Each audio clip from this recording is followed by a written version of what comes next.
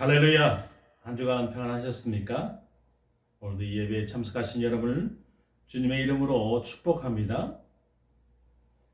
이제 날씨가 정말 많이 풀렸습니다. 곧 봄이 찾아오겠죠? 우리의 마음에 또 환경적으로 봄이 오듯이 모든 일들이 주님 안에서 봄같이 화창하게 피어났으면 좋겠습니다. 자, 우리의 마음이 주님께로 향하고 있을 때 하나님께서 더욱더 기뻐하시리라 생각합니다. 그래서 오늘은 사무엘상 15장 26절에 35절의 말씀으로 순종이 제사보다 낫고 라는 제목으로 여러분과 은혜를 나누고자 합니다. 우리가 많이 들어본 그 말씀이라고 생각합니다. 여러분 혹시 체리 피커라는 말을 들어보신 적이 있으신지 모르겠어요. 체리 피커라고 하는 게 케이크 위에 올려진 맛있는 체리만 쏙쏙 빼먹는 사람을 비유하는 그런 말입니다. 마케팅에서는 자신에게 유리한 혜택만 영리하게 골라서 취하는 소비자를 뜻하기도 하죠. 과거에는 우리가 이 사람들을 얌체 이렇게 불렀어요. 자, 이런 사람들이 오늘날 이 맞춤형 서비스 시대에서는 오히려 가장 현명하고 합리적인 소비자로 곽감을 받고 있다는 말입니다. 불편함은 필터링하고 달콤한 혜택만 취하는 것이 지혜가 된 그런 세상이 되었어요. 그런데 이 체리피킹의 논리가 우리의 신앙생활에까지 침투하게 된다면 어떻게 되겠습니까? 축복이나 위로에 관한 말씀에는 우리가 반복 재생을 누르고 회개, 자기 부인, 우리가 듣기 싫은 말씀에 관해서는 건너뛰기 버튼을 눌러버리는 결과로 나타나게 된다라는 것입니다. 자, 오늘 본문에 등장하는 이스라엘의 초대왕 사울이 바로 이 말씀 체리피커의 전형이었어요. 사울이 선택적 순종을 하면서 그의 인생의 비극이 시작되었다는 겁니다. 그런데 우리는 사울의 이야기를 저 먼 옛날의 남의 이야기 정도로 바라볼 수는 없는 거예요. 사울의 모습 속에서 바로 우리들의 모습이 겹쳐 보이기 때문이죠. 오늘 말씀을 통해서 사울의 실패를 우리가 반복하지 않으려면 어떻게 해야 되는지 세 가지 관점으로 함께 살펴보고자 하겠습니다. 자, 첫 번째는 선택적 순종이 아닌 온전한 순종으로 우리는 나아가야 된다고 하는 것입니다. 본문은 하나님께서 사무엘을 통해서 사울 왕에게 매우 단호한 명령을 내리시는 장면으로 시작하고 있습니다. 여러분들께서는 15장 전체를 읽어보시기 바랍니다. 지금 가서 아말렉을 쳐서 그들의 모든 소유를 남기지 말고 진멸하되 남녀와 소아와 젖먹는 아이와 우양과 낙타와 나귀를 죽이라 하셨나이다. 3절의 말씀인데 남녀노소는 물론 가축까지 하나도 남기지 말라라고 하는 이 명령은 현대인의 감수성으로서는 아주 잔혹하게 느껴질 수 있어요. 그러나 여기에는 배경이 있습니다. 아말렉은 이스라엘이 출애굽 직후 광야에서 가장 지치고 연약했을 때 그 후미를 비겁하게 공격했던 그런 족속이었습니다. 출애굽 18장 17절 또 신명기 25장에 그 내용이 나오는데요. 하나님은 그때 이미 내가 아말렉을 기억하여 완전히 없이 하리라 라고 선언을 하셨어요. 수백 년이 지난 후에야 이 약속이 성취되는 것입니다. 히브리어로 이 전쟁에 사용될 진멸이라고 하는 단어는 단순한 파괴가 아니라 하나님께서 온전히 받침이라는 그런 뜻이에요. 그러니까 전리품도 포로도 어떤 이익도 취하지 않고 모든 것을 하나님의 거룩한 심판에 내에 맡기라 그런 의미였습니다. 즉 이 전쟁은 전리품을 챙기는 정복 전쟁이 아니라 하나님의 공의를 선포하기 위한 거룩한 전쟁이었다라는 것이죠. 사울은 즉시 행동에 나섰습니다. 보병 20만 명과 유다 사람 1만 명, 도합 21만 명의 대군을 소집해요. 또한 괜 사람들의 미리 경고해서 아말렉 진영에서 빠져나오게 하는 세심함까지 보여주죠. 그리고 하윌라에서 술에 이르기까지 아말렉을 대파하게 됩니다. 여기까지만 보면 이보다 완벽한 승리가 없죠. 그러나 승리의 하나 속에서 사울의 눈을 사로잡는 것은 하나님의 명령이 아니라 저 눈앞에 펼쳐진 화려한 전리품들이었습니다. 그런 아말렉 왕 아각을 살려두었습니다. 양과 소 중에서 가장 살찌고 좋은 것들을 따로 빼놓았고 오직 가치 없고 하찮은 것만 골라서 진멸을 한 거예요. 마치 케이크에서 체리만 골라 먹듯이 사울은 하나님 명령을 자기 이익에 맞게 편집한 거예요. 그런데 생각해 보십시오. 라면 다 끓여놓고 여러분 마지막에 거기다가 초콜릿을 때려 넣으면 그게 라면입니까? 라면 저는 좋아하는데요. 거기다 초콜릿을 넣는다. 물론 유튜브에서 이런 짓을 하는 사람들이 간혹 있더라고요. 근데 그건 라면이 아니죠. 여기서 우리는 선택적 순종의 위험한 실체를 보게 되는 거예요. 사울은 하나님의 명령 중에 약 90%는 수행한 것처럼 보입니다. 군대를 모았고요. 적진으로 나갔고요. 대부분의 아말렉을 멸했습니다. 그러나 사울이 자기 판단을 하나님 말씀 위에 올려놓았기 때문에 이것은 순종이 아니라 명백한 반역입니다. 이 왕을 살려두면 승리를 과시하기 좋겠지. 이 좋은 가축들을 다 죽이면 너무 아깝지 않아? 라는 실용적인 계산이 하나님의 절대적 명령을 덮어버린 거예요. 사울의 모습은 오늘을 살아가는 우리의 자화상이기도 합니다. 우리 역시 하나님 말씀을 대할 때 내 상황과 형편이라는 필터를 거쳐서 내가 순종할 것과 내가 보류할 것을 선별하고는 하죠. 축복과 위로의 말씀은 달달하게 왔지만 희생과 결단이 필요한 명령 앞에서는 이건 좀 나한테 좀 과하지 않나 라면서 적당한 타협점을 찾는다는 거예요. 내 눈에 보기에는 좋아 보이는 것, 내 커리어에 도움이 될 것 같은 것, 내 자존심을 가득 세워줄 수 있을 것 같은 이 아각 왕과 살찐 소는 슬그머니 옆으로 남겨둔 채 나에게 별 가치 없는 것들만 내버리고 주여 내가 다 순종하였나이다 라면서 자부하고 있지는 않습니까? 그러나 여러분 기억해야 합니다. 하나님께서 90%의 순종이 존재하지 않습니다. 내 판단이 들어가는 순간 그것은 더 이상 하나님의 명령을 따르는 것이 아니라 내 욕망을 따르는 것이기 때문이죠. 부분적인 순종은 교묘하게 포장된 거역일 뿐인 겁니다. 하나님이 진정으로 원하시는 것은 그분의 말씀에 나름의 판단의 여지를 두지 않는 온전한 순종이라는 것을 기억하십시오. 나의 계산기를 내려놓고 하나님의 절대적인 권위 앞에 나를 온전히 굴복시키는 것. 그것이 바로 영적 전쟁을 수행하는 성도의 마땅한 자세인 것입니다. 순종이 제사보다 낫다. 99의 걸음의 순종도 마지막 한 걸음에서 내 갈 길로 꺾는 순간 하나님 앞에서는 한 걸음도 걷지 않은 것과 다를 바가 없다는 것입니다. 두 번째는 변명을 멈추고 하나님 앞에서 정직해야 되는 것입니다.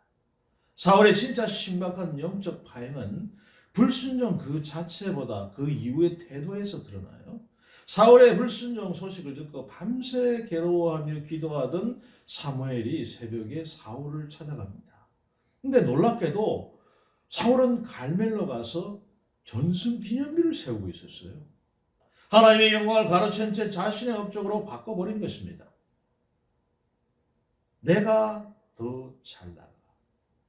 그리고 사무엘을 보자 개선장군처럼 당당하게 인사를 하죠. 당신은 여호와께 복을 받으소서. 내가 여호와의 명령을 행하였나이다. 이때 사무엘이 날카롭게 묻죠.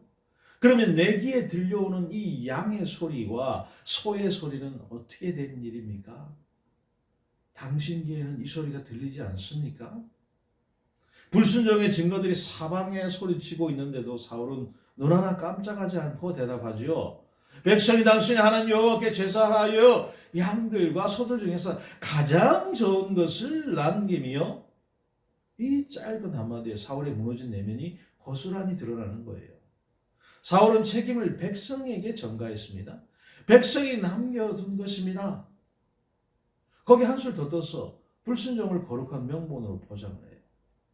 아니 내가 그냥 쓰려고 했겠습니까? 하나님께 제사하려고 제가 따로 빼놓은 거예요. 탐욕으로 살려둔 가축을 제사용이라고 둘러대는 것이야말로 가장 교활한 자기 합리화인 것입니다. 자기의 합리화는 우리의 영적 양심을 서서히 마비시킵니다. 처음에는 딱 이번 한 번만 이라고 하는 작은 타협으로 시작하죠. 반복될수록 죄를 죄로 인식하는 감각 자체가 둔해지는 거예요. 헌금을 많이 하기 위해서 먼저 내가 부자부터 돼야 되겠다라는 식의 교묘한 합리화를 시도하는 것입니다. 아니 내가 예배를 잘 드리려면 건강을 챙겨야 돼. 그러기 위해서는 내가 예배를 좀 쉬어야 되겠다. 그렇게 해놓고 꼬박꼬박 출근은 잘 하는 거예요. 내 욕심을 비전으로 포장하고 내 편의를 융통성으로 미화하는 사이에 명백한 불순종 가운데서도 그래도 내가 다른 사람보다는 좀 잘하고 있지 않냐라는 무서운 착각에 빠지게 되는 거예요. 가장 충격적인 것은 사울이 하나님을 가리켜서 반복적으로 당신의 하나님이라 이렇게 부르는 겁니다. 여러분, 여러분의 하나님 이렇게 얘기합니까? 나의 하나님이 아니라 당신의 하나님. 이렇게 부르는 이 말 속에 사울과 하나님 사이의 관계가 이미 끊어져 있음이 드러나는 거예요. 한때 성령의 감동으로 예언까지 했던 사울에게 하나님은 이제 인격적으로 교제하는 나의 하나님이 아니라 사무엘이 섬기는 어떤 저 먼 존재, 자신의 왕위를 유지시켜줄 수단에 불과하게 되어버린 것입니다. 그리고 사울의 불순종 그 뿌리에는 탐욕보다 더 무서운 사람에 대한 두려움이 있었어요. 사울은 뒤에서 내가 백성을 두려워 그들의 말을 들었다라고 고백하고 있잖아요. 사울은 인구수가 적은 변방 베냐민 지파 출신으로서 권력 기반이 약했어요. 이런 그에게 아말렉전 대승은 절호의 기회가 된 것입니다. 승리에 취한 군사들의 환호 속에 사울의 갤럽 지지율이 역대 최애를 경신하고 있었던 거예요. 그 순간 사울은 정치적 계산기를 막 두드립니다. 지금 하나님 말씀대로 전리품을 내가 다 없애버리면 이 지지율이 폭락하지 않을까. 간신히 얻은 내 이 대중의 인기를 잃으면 어쩌지? 결국 그는 하나님보다 추락하는 지지율을 더 두려워했어요. 잠언이 여러분 정확하게 이 상황을 깨뚫고 있어요. 잠언이 29장 25절에 사람을 두려워하면 올무에 걸리게 되거니와 여호와를 의지하는 자는 안전하리라. 아멘. 솔직히 우리가 사울을 정죄할 자격이 있습니까? 우리도 매일 같은 두려움과 싸우고 있지 않습니까?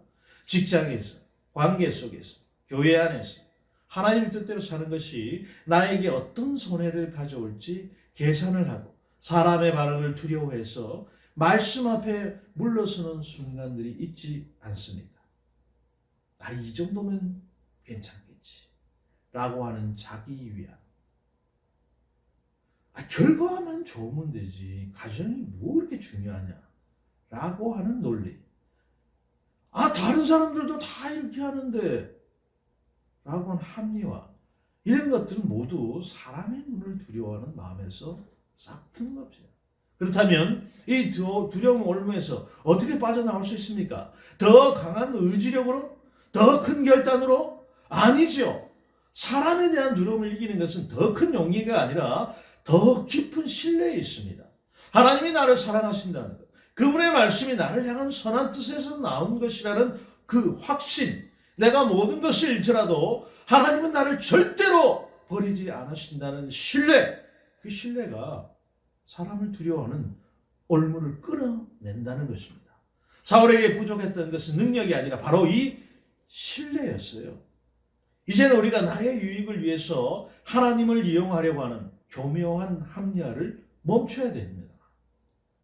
우리가 그분의 사랑을 신뢰하기에 그분의 뜻 앞에 나 자신을 온전히 내어드리는 순전함을 회복할 수 있기를 주님의 이름으로 축복합니다. 순종이 제사보다 낫습니다.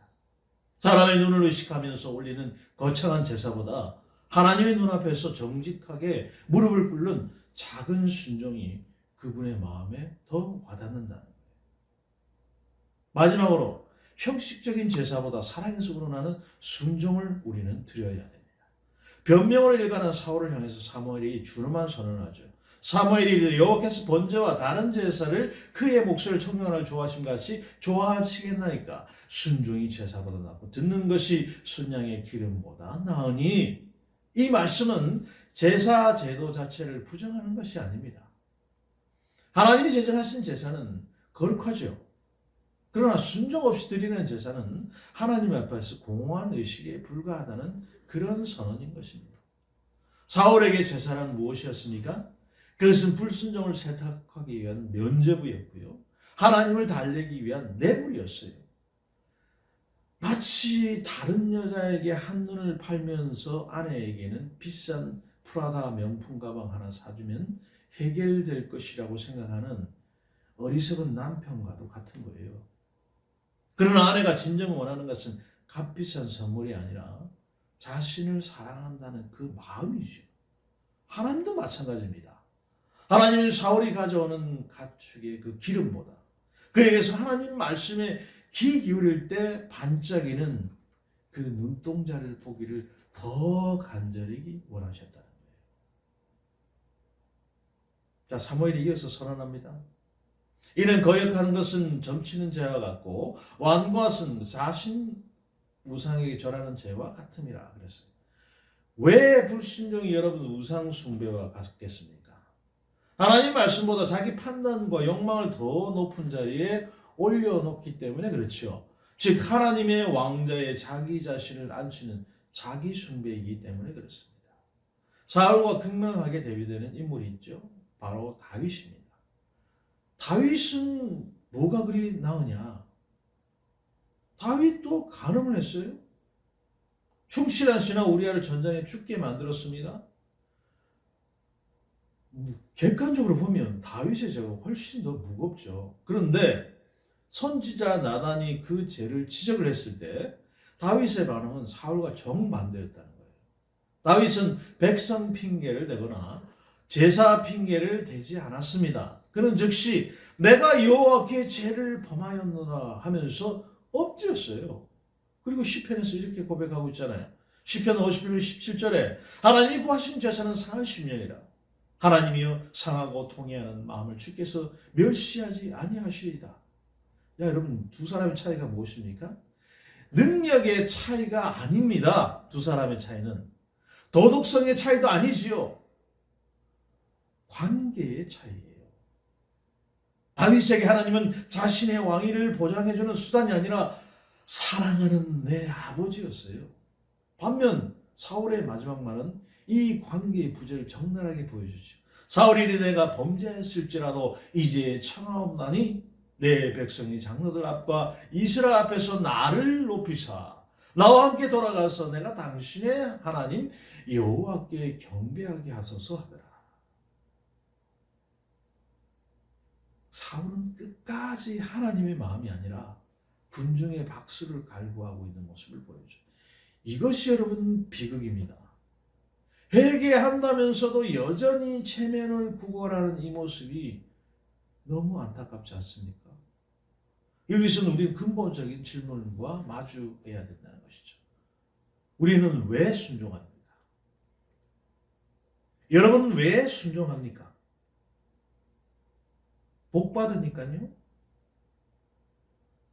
순종 안 하면 내가 버림받을 것 같으니까요. 그래서 순종합니까? 만약 그것이 우리의 순종의 동기라면 우리는 사울과 크게 다르지 않습니다. 보상을 기대하고 벌을 두려워하는 순종은 결국 나를 중심에 둔 하나님과의 거래일 뿐인 것입니다. 예수님은 어떻게 하셨습니까? 예수님이 하나님의 본체이시지만 종의 형체를 가지시고 죽기까지 순종하시죠. 겟세마네 동산에서 땀이 핏방울이 같이 떨어지는 그 고통 속에서도 내 본대로 마옵시고 아버지의 본대로 하옵소서라고 기도하시잖아요. 이 순종이 어디에서 나옵니까? 벌에 대한 두려움에서 나온 것이 아니죠. 아버지에 대한 깊은 신뢰와 사랑에서 나온 것입니다. 참된 순종은 율법적 복종이 아니라 사랑의 응답입니다. 하나님이 나를 사랑하시기에 이 말씀을 나에게 주셨다. 내가 이해하지 못하더라도 이분의 뜻이 나를 향한 선한 것임을 믿는다. 이 믿음의 고백이 순종의 참된 뿌리인 것입니다. 오늘 우리는 사울의 모습에서 우리 자신의 모습을 보아야 합니다. 혹시 하나님과의 관계가 사랑이 아닌 의무와 체면이 되어버린 것은 아닌지, 사람들의 시선 앞에서는 적당히 경건한 모습을 유지하면서 정작 하나님 앞에서는 정직하지 못한 것은 아닌지, 사울의 길에서 돌이키려면 상황을 수습하여 급급하기보다는 하나님과의 관계의 단절을 가장 아파했던 다윗의 상한 심령을 회복해야 된다는 것입니다. 사랑하는 여러분, 순종이 제사보다 낫습니다. 순종하면 복받고 안 하면 벌받는다는 거래적 계산 속에서는 결코 참된 순종이 자라날 수 없습니다. 참된 순종은 나를 먼저 사랑하신 하나님께 기쁨으로 드리고 싶어 내딛는 사랑의 응답이어야 된다는 것입니다. 자, 결론적으로 우리는 하나님의 그 상한 마음 앞에 서야 된다. 성경은 여호와께서 사울을 이스라엘 왕으로 삼으신 것을 후회하셨다, 이렇게 기록하고 있어요. 히브리어로 후회는 깊이 단식하다, 비통해하다, 그런 뜻이 있죠. 하나님의 후회는 전지전능하신 분이 실수하셨다, 그런 뜻은 아닙니다. 우리가 사랑하는 자녀가 끝내 돌아오지 않을 때 부모의 가슴이 찢어지듯이 하나님이 사울을 향해 느끼신 것은 깊은 슬픔과 아픔의 표현인 것입니다. 하나님은 우리의 불순종에 전혀 영향받지 않는 무감각한 그런 절대자가 아니에요. 하나님은 사울을 향해서 탄식하시면서도 그 깨어진 관계를 회복하시려는 열망을 포기하지 않으십니다. 그래서 친히 아들을 보내신 거예요. 여러분이 뭐 이쁘다고 친히 사랑하는 아들을 그 대속물로 내어주겠냐, 이 말이에요. 예수 그리스도는 하나님이 우리를 향해서 내미신 손인 것입니다.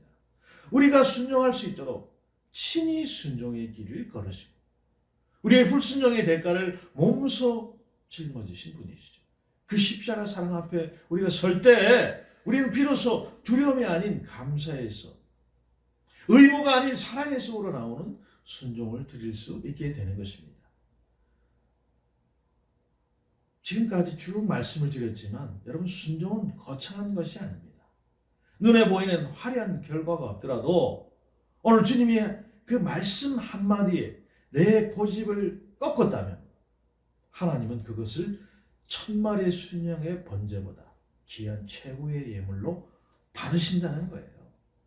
그리고 그 순종은 벌이 두려워서가 아니라 나를 이토록 사랑하시는 하나님을 신뢰하게 드리는 사랑의 응답일 때 가장 아름답다는 것입니다.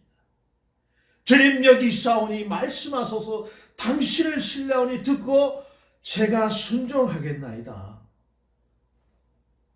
이 고백이 오늘 이 자리에 시작되기를 원합니다.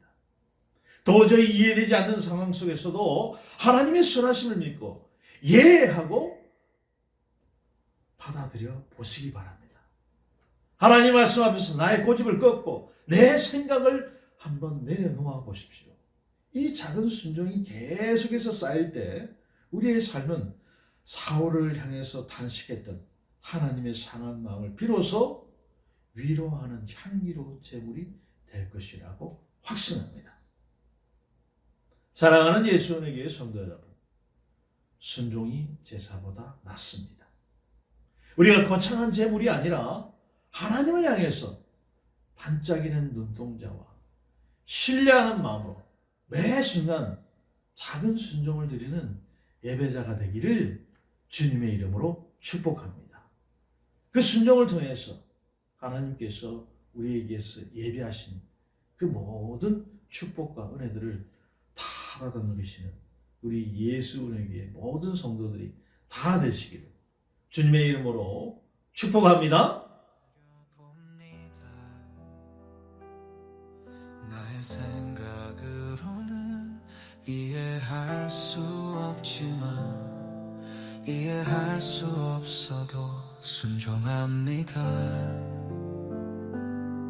내가 순종하는 이유는 내 믿음도 아니 당신의 말씀도 아니 말씀하신 당신 때문입니다.